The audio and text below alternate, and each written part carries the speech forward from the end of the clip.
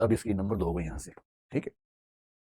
तो जब हमें शुरुआत का प्रोसेस समझ में आया, अब प्रोसेस ये है कि जब हम जजमेंट की तरफ बढ़ेंगे तो हमें क्या क्या जानना है उस मुद्दे पर फैसला करने से पहले।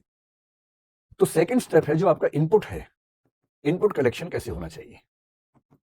इनपुट का मतलब वो सारी जानकारी है जिनके बेस पर आप फैसला करेंगे, है ना। आपकी भाषा में कि वो लड़का कैसा है, वो लड़की कैसी है, उसके बारे में 10 जानकारी जुटा लेनी है पहले। तो जो इनपुट्स आप लेंगे, पहली बात तो इनपुट्स एडिक्वेट होने चाहिए, नहीं तो क्या होगा, अश्वत्थामा है तो इसके बाद कर लिया ही नहीं। अगर उसके बाद भी सुन लिया होता तो शायद वैसा ना होता। तो हड़बड़ी में फैसला नहीं करना है, पहले इनपुट पर्याप्त लेना है। और एक नियम होता है नेचुरल जस्टिस का।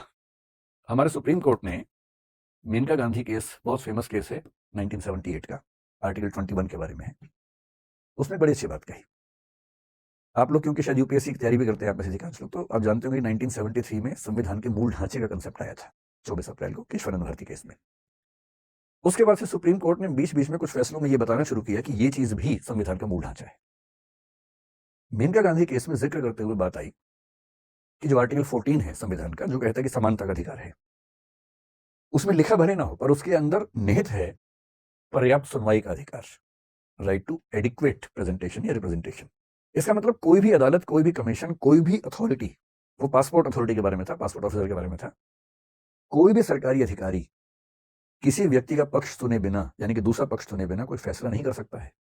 ये जरूरी है और ये संविधान का मूल ढांचा है। सरकार का कोई भी अधिकारी आपके खिलाफ कोई फैसला बिना आपको सुनवाई का मौका दिए कर ही नहीं सकता है।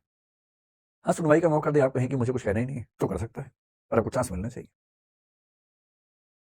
अगर आपने एक पक्ष को सुना और दूसरे पक्ष को सुना ही नहीं, है ना, एक फर्स्ट पार्टी है, सेकंड पार्टी है, और कई बार क्या होता है चीजें इतनी अलग होती हैं, एकदम अलग हो जाती है। जैसे मुझे ध्यान है एक बच्चे की कहानी, एक फादर और उसके बच्चे की कहानी। एक बच्चा मुझे एक बार मिला, हमारे ही एक मतलब दोस्त के परिवार का बच्चा। बात करते, मुझे बच्चों से बात करना बड़ा अच्छा लगता है, बच्चों को भी जनरली मुझसे बात करना अच्छा लगता है, हमारी अच्छी छनती है बच्चों के साथ। तो मैंने उससे हालचाल पूछा, फिर मैंने कहा और बताओ लाइफ में क्या चल रहा है। तो बच्चे अपने अफेयर वफेयर सब मुझे बता देते हैं बहुत जल्दी, 5-10 मिनट के अंदर सब ओपन हो जाते हैं, फिर सब बताते रहते हैं। तो खैर वो तो दूसरी बात थी। उससे मैंने पूछा कि बताओ बेटा सब चल रहा है जीवन में, तो उसने सब बताया, सब बातें। बात करते करते अचानक मुझे फील हुआ कि वो अपने बाप को लेकर बहुत नाराज है। तो मैंने कहा कि क्या हुआ। बोला देखो मेरे स्कूल में ट्रिप जा रहा है, सारे बच्चे जा रहे हैं, मैं ही नहीं जा रहा, पापा ने मना कर दिया। मैंने कहा यार पापा ने क्यों मना किया होगा, क्योंकि ज्यादा खर्चा भी नहीं था, उसके पापा की इनकम को देखते हुए खर्चा भी ऐसा नहीं था कि ना कर पा रहे हो। वो इतना गुस्से में था, बोला मुझे तो लगता है कि नाली से उठा के लाए थे मुझे, क्योंकि सारे बच्चे जा रहे हैं। मैं अच्छा, बच्चे बहुत जल्दी फैसला करते हैं कि नाली के पास से आए हैं और नाली पता नहीं क्यों चुनते हैं, सड़क के पास से बोल दे रही नाली ही चुनते हैं सब बच्चे कि नाली के पास से लाए गए, या तो अपना होलिया देखते होंगे शीशे में, उसको उसको देख के ज्यादा क्लोज लगता होगा कि नाली के पास से आए। तो मैंने कहा यार मुझे भी ठीक नहीं लग रहा है। अच्छा, मुझसे कोई व्यक्ति पूछे कि बच्चों का ट्रिप जा रहा है स्कूल का, अपने बच्चे को भेजूं या ना भेजूं। अच्छा, बेटे में लोग तैयार रहते हैं, बेटी को लेकर ज्यादा सोचते हैं। मेरी सलाह हमेशा होती है कि जरूर भेजो, क्योंकि परिवार में आपको सिखा ही नहीं पाएंगे जो ट्रिप पर सीखने का मौका मिलेगा। तो मैंने उसके पिता से, जो वहीं थे आसपास, अलग से बात की। मैंने कहा बड़ा नाराज है तेरा छोरा, कह रहा है कि पापा भेज नहीं रहे ट्रिप पे। अब सोचिए, मैं जब उसके पिता से मिलने, मेरे मन में यह भाव था कि ये ऐसी मूर्खता क्यों कर रहा है, क्यों नहीं भेज रहा उसे। और उसके बाप ने साइड में जाकर क्या बोला मुझे, बोला सर दिक्कत क्या है, डॉक्टर ने मना किया है, इसके हार्ट में प्रॉब्लम है, डॉक्टर ने कहा कि भूल के भी बाहर नहीं भेजना है, और ये भी कहे कि इसको पता भी नहीं चलना चाहिए कि प्रॉब्लम है। अगर इसको बता दिया इस उम्र में कि हार्ट में दिक्कत है तो जिंदगी खत्म, भेज दिया तो वैसे खत्म, तो करें क्या। अब देखिए दूसरा पक्ष सुनते क्या, वो पर्सपेक्टिव पूरा चेंज हो गया। आप तो गुस्से में थे कि कैसा बाप है, और बच्चा मुझसे पूछे, बच्चे को लग रहा है कि मैं उसकी अप्रोच लगाने गया हूँ, सिफारिश करने गया हूँ, वो मुझसे पूछने की बात करिए अपने आप में से क्या बोल। कई बार ऐसा होता है कि आपने एक पक्ष को सुना, आपको लगा इतना ऑथेंटिक है, पर्याप्त है, फैसला कर लो। लेकिन दूसरा पक्ष इतना ड्रामेटिकली अलग होता है, इतना जरूरी होता है कि वो सुनने के बाद आपको लगता है कि ये तो, इसके बिना तो फैसला हो ही नहीं सकता था। इसलिए कोई पक्ष कितना भी कन्विंसिंग हो, पूरा परिवार, पूरा धर्म, पूरा समाज, पूरी राजनीति सब एक तरफ बोल रहे हो, तब भी ध्यान रखना है कि एक दूसरा पक्ष भी होता है।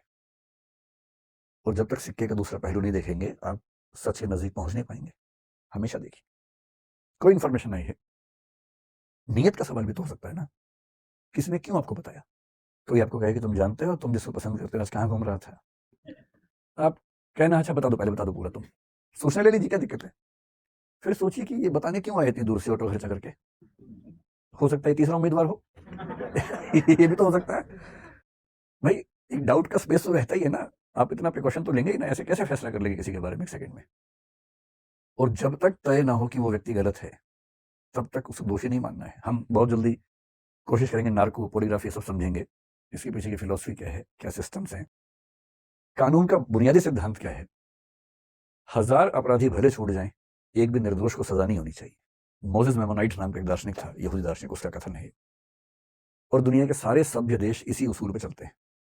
और इसका सिंपल मतलब यह है, जब तक साबित ना हो जाए कि कोई अपराधी है, उसे अपराधी नहीं मानना है, वरना आपकी जिंदगी खराब हो जाएगी। आप सब पे शक करते रहेंगे, सब पे संदेह करते रहेंगे, लोग आपसे बात करना बंद कर देंगे। दो ही तरीके हैं, जब तक साबित नहीं होगा तब तक भरोसा करूंगा, दूसरा जब तक साबित नहीं होगा तब तक शक करूंगा। ज्यादा अच्छा क्या है, भरोसा कीजिए जब तक साबित ना हो कि भरोसा गलत है, क्योंकि भरोसा बनाना मुश्किल काम है, तोड़ना बहुत आसान काम है। अब जब इतना कुछ हो गया, आपने नेचुरल जस्टिस भी देख लिया, एडिक्वेट आपके पास फैक्ट्स हैं, पक्ष विपक्ष में हैं, दोनों तरफ के हैं, वो सब देख लिए, तब सवाल आता है कि अब हमें जजमेंट करने की ओर बढ़ना है।